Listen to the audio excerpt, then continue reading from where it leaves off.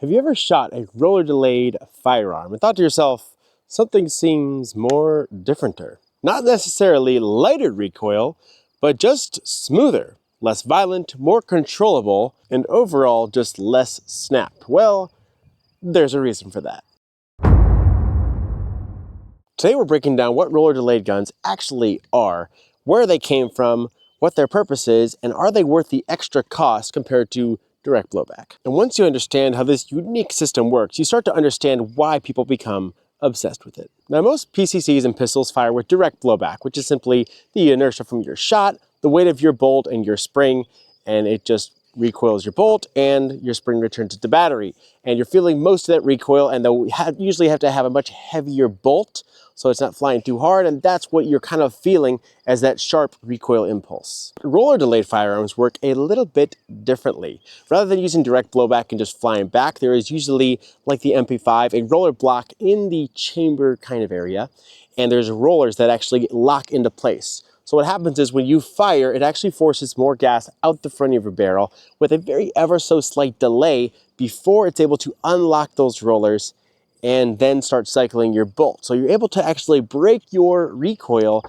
and spread it out over time, very short time, but enough time where it makes a difference, and that's what gives you that smoother feel. Rather than a pop, it's more of a woof. Now, an important thing to note is that there are guns like the MP5, which are a true roller delay, and its big brothers like the HK G3 as well as the HK 93, which was 5.56 and 308, and they're all essentially just bigger and smaller versions of the MP5. This was kind of created end of World War II and right afterwards, and I forget the dude's name. I think his name was something like Ludwig Venderschneip, Doofenshmirtz, von der Grimm, I don't know, something like that. Well, he kind of started this out in the roller delay process end of World War II and right thereafter, and then it was perfected by HK, as you would know, for the HK MP5 like the one I have here. And this is what really made roller delays completely famous, being used by law enforcement, special operations, and military all around the world as just the most notorious submachine gun. Now, one thing is that very few PCCs that claim to be roller delayed are a true MP5 style roller delay.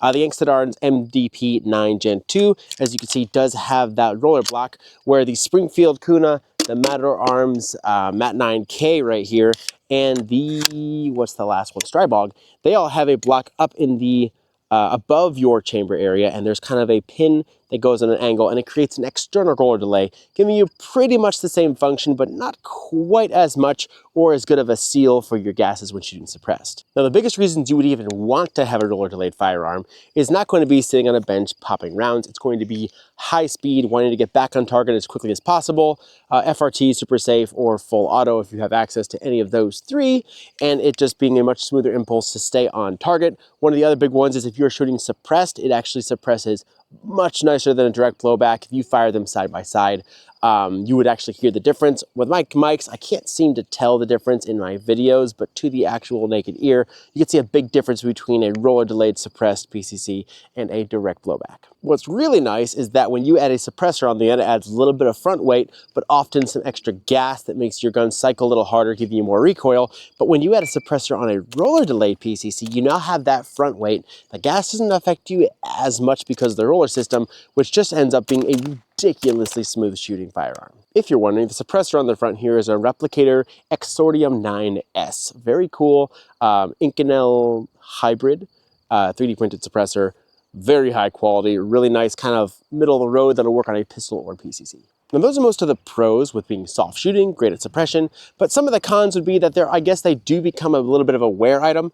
But not terrible. If you shoot a lot, you will. Roller delayed like MP5 will eventually have to have their rollers replaced over time or change to a different size to accommodate wear. But I will say that the biggest thing that you're going to have as far as cons go are going to be the price. It is much more expensive to manufacture. On that note, this is an actual HK right here. These are ridiculously priced, especially compared to some of the other options. I mean, the Angstad is a solid option, and it's close to half the price of the MP5.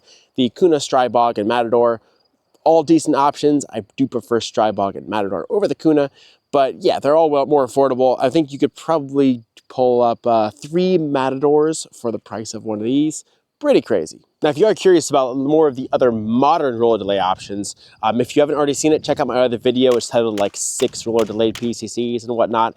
We compared the MP5 to a bunch of other ones, and it's really fun, cool to see the differences and then the different options you have available. Now, despite time moving on and it being years since the MP5 was invented, roller delayed remains to be one of the main systems that everybody loves, and even newer iterations like the Matador are still, in essence, using a roller delay concept, at least, even if it's not the same design, to achieve that smooth shooting, great suppression PCC. So it's pretty cool how long the technology has lasted. Now, a neat thing is that the MP5, for being so expensive, has not evolved at all, basically, ever.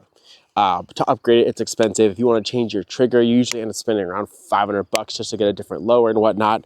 The safety is not, it's okay, it's not optimal. The trigger is basically trash, but in their defense, it was only supposed to be pulled once for bursts or full auto, so that's fair enough.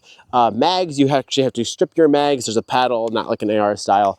Everything about it is just less efficient. The HK slap is legendary and very, very fun, so I'll give them that. But even so, like my weapon light here, I'm using one with just a pressure pad on it, which is very nice from HRT Tactical. But I would prefer to have it on this side with a switch on top, but it just becomes complicated with the layout. So it's cool to see that some of the more modern ones are giving you the roller delay function, but you're getting things like cheap AR triggers for upgrades, M-lock handguards, flat top rails. Things have gotten a lot better over time.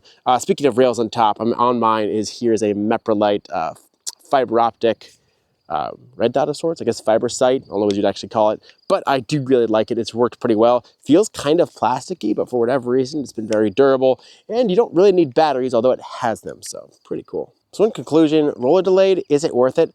Absolutely. Honestly, there are very few direct blowback firearms that I would even consider.